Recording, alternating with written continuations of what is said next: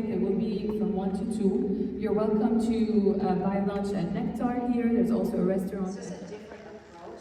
And so I'm here to guide you on this. These are not, but then now you've had a change of heart. And this is all about just going, and many people do that eventually.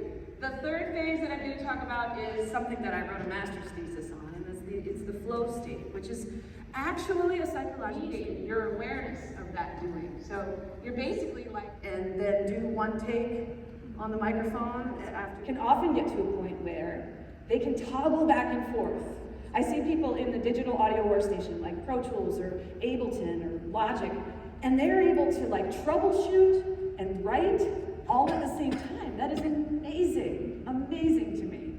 Because that means that you're literally toggling back and forth between your left and right brain. So you're flowing with ideas. Now you're fixing things and moving things and copying and pasting things, right? And being able to do that easily kind of takes time. So if you're still at a point where you're just kind of getting used to this, you've just been bitten by the songwriting bug, and you're just in the beginning process of this, I would say, yes, do make an effort to not allow yourself to look back at what you just created. You know, if you're flowing words out,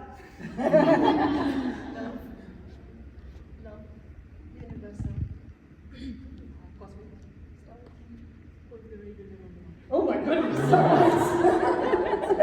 Oh, all right. Okay, all right, so next step in one measure. Okay, so you get this amount of time to say a word. And the next bit, see if you can say it on the downbeat of 1, or as close to the downbeat of 1, if you know what I mean by that, as possible. And we're gonna go this way now. All right? I'm gonna start, and I'm gonna say a word, and then you say it on the next beat, and you say it on the next downbeat, okay? So it'll be like, just an example, I say word, and then you say word, right? And then you say word, right? Like that. Okay, that's how it's gonna go. Ready? I'll start. Lights.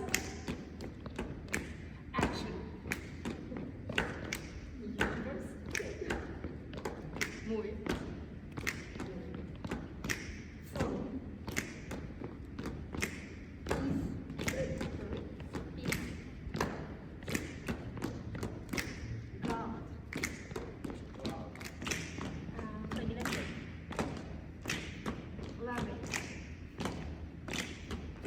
Word. So every other person gets to choose a new word, and every other person has to make a rhythm with that word, okay? Just do your best, it's okay, even if you're not.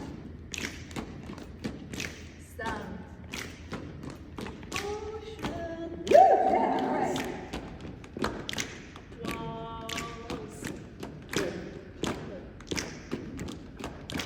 Chocolate. Chocolate. Foam.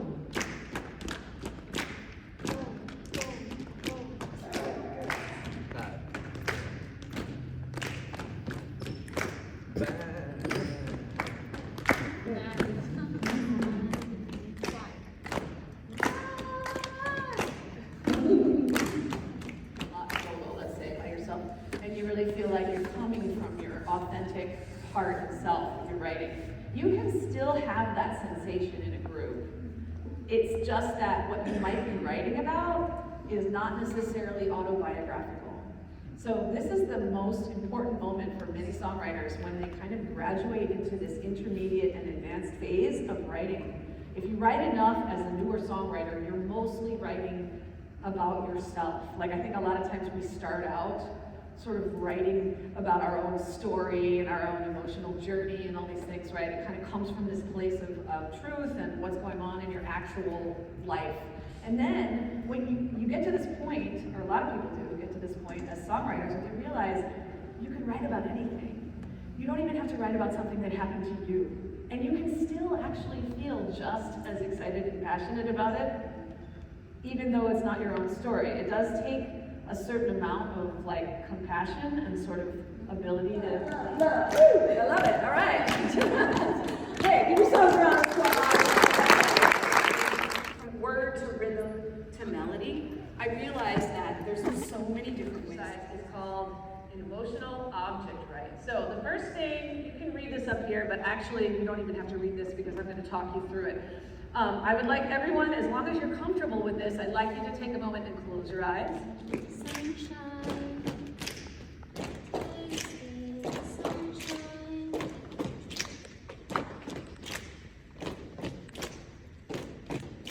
She's Forgot about the memory. Taken care of in advance.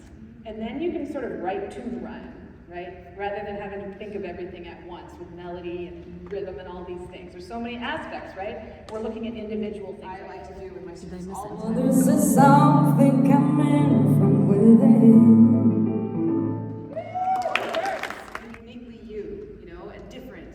And you're not trying to be like everyone else, right? You're breaking the rules. So by doing that, what you did late, you're going to look at that later and be like, oh my goodness, I wrote a song. You know, which means you need to get out the best way for you to generate words quickly on a page, whatever that is, whether it's your phone, get out that the rest of our time together talking about, you know, but I don't want to get too deep. We talked about one of them on there. Which one did we talk about? Fragmentation, right? We will have an exercise in the afternoon where we will get into a couple of these tools, antecedent and consequent. The consequent line is the answer, and it gives you a sense of completion. The antecedent line is almost the same as the consequent, but it ends in more of a question mark. Okay, so that's the third one.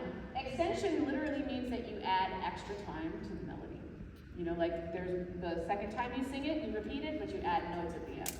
Truncation is the opposite. You take notes away, right, at the end, and you sing a shorter line. These are all ways of repeating and changing at the same time. So we call it varied harmony. Typical jobs of each section I talk about here because when it comes to harmony, there's certain things that tend to happen with these sections, and we're going to get into more about each section. Verses have a tendency to, you know, have both stable and unstable. You know, we often, you know, talk about like, okay, you have a bunch of ideas, or you have some, you know, you have a verse, and you want to sculpt it and sort of, or make it, you know, more unique, or you want to kind of chisel away at that shape of a verse that you're writing a song, and you're singing a top line over, let's say, a guitar rhythm. The guitar and the vocal are creating a rhythmic conversation. They're not necessarily on the same beats, right? They're working back and forth on different beats, and that creates a musical conversation between parts. So this is getting a little bit analysis-y, but I want to make sure that I jump to the main focus right now, which is a big overview focus, and this is about song form. Song form is, there's so many different forms of songs. What I'm really zeroing in on is sort of the Western paradigm forms that live in the pop world. So this isn't the only way to write a song, and these forms are not the only forms. These are just the most popular ones today in pop music in the West. So this is how I'm going to speak about it, and I'm sure that you could find tons of examples of songs that have different forms from these. So I'm basically giving you a sense of what's expected, what's kind of like normal territory to live in. Inside these sections, you can do lots of different things, but the forms exist over and over again for a reason, and they create an expectation with the audience, and that is met. But not too much, right? Because you always want to kind of do your own thing. So we're going to talk briefly through scheme and phrasing. Those are the 5 ways that you can sculpt your lyrics and change them and make them feel contrasting from other parts of the song. So, and then I'll talk about the chorus, which is the section that usually, again, comments, summarizes on the whole song. It's coming, but it's not here yet, right? So you want to make a feeling like we're not landing, we're not stable, we're unstable at the end of the 3 part. And connect the natural rhythm of the word to the rhythm of the melody. It's a big part of prosody. I want to work on, because I am not going to force you to go in any direction that you don't want to go. That's not my job. The repertoire of what you write is up to you, not me. Okay, that's your job to choose. I'm not going to tell you, write this song or that song, right? Because it's up to you to know what you're inspired by and what you're not inspired by. And I want you to go with your inspiration. What do you feel most passionate about right now? Go with that. Okay, so pick one phrase to use for this exercise. Like I had young fluttering heart. I keep using that as an example. Okay, that's my example again, right? So you have to have all these different hook ideas ready and saying, oh, you don't like that hook? How about this one? Right? And just being totally like unattached. Like, hey, we'll try it this way. Okay, so more, you might be using ornamentation and sort of using your, sort of intuition in a singing direction. And I'm actually asking you to try finding hooks rhythmically before you even apply pitch. Memorize those hook rhythms and then apply the pitches. All those steps are steps that are challenging your musicianship because it's asking you to memorize something. And memorizing is one of the key things. Matching phrases, just being able to match one lyric line to the next one in the same rhythm, but different words, that's one of the hardest things to do as a songwriter, but it's also the most necessary. Matching lyric rhythm with different words, right? Okay, so you're going to move the lyric rhythm into a melody after you try these tools, and this melody should last anywhere from 1 to 8 measures. So the tools you can try for developing, what you're developing is a hook right now. You're trying to do things on the hook, right? So I'm going to go through this list fairly quickly. You don't need to try all these tools. The most important syllable on a new downbeat. Only want to see you underneath the purple rain. Like putting something on an important beat. So there's so many examples. Like you could say, just give me a reason. Just is a very important word, right? It has a lot of emphasis on that downbeat of 1, right? Landing the most important syllable on a new downbeat, because it's just a really accessible way to create emphasis. So feeling the phrase ending, if you're singing over the bar line and allowing the most important syllable, whether it's the last syllable or the first syllable, looking at your line and saying, what is the most important syllable here? What's the most emphasized word? Often it's a verb or a noun. Often that's the case. So look for your verbs, look for your nouns, landing that on a new downbeat. Seeing if you can just kind of get into that rhythm of it.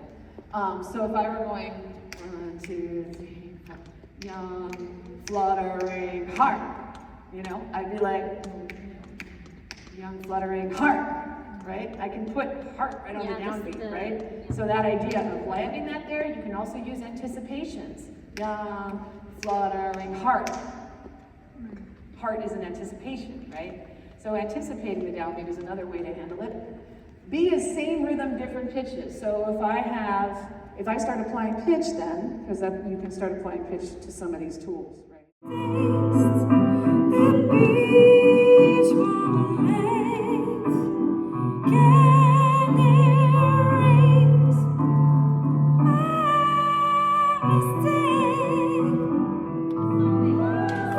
Respira y siente, el amor está en el aire, deja que te encuentre. Corre, corre, corre, corre libre. Baila, baila y vive.